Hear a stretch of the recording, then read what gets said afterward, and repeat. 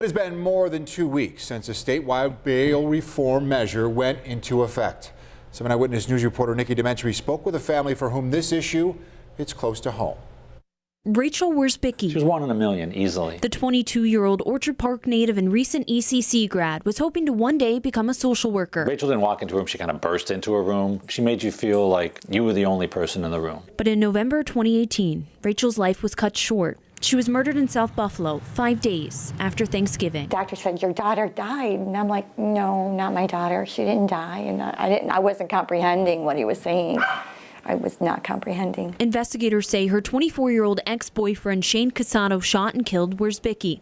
He was charged with second-degree murder. It's still very surreal for us. Casado was originally arraigned and remanded without bail in February, but weeks later that changed when he was granted bail of $175,000. He posted it that same day. Family and friends of Casado's girlfriend, Rachel Wiersbicki, were furious the judge would even set bail. Letting someone out, putting bail on someone who's charged with a murder is atypical to begin with. Days later, the judge again reversed the bail decision. Casado remains in custody today.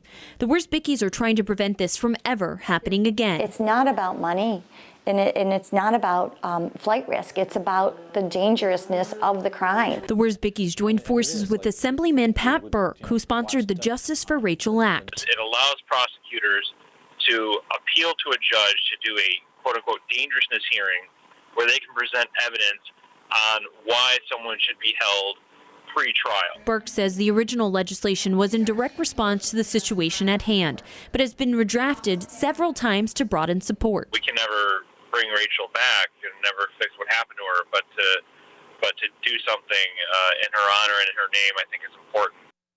Assemblyman Burke says the Justice for Rachel Act continues to pick up support both in the community and in Albany, especially with a renewed focus on bail reform here in New York State. Live in the studio tonight, Nikki Dementri, 7 Eyewitness News.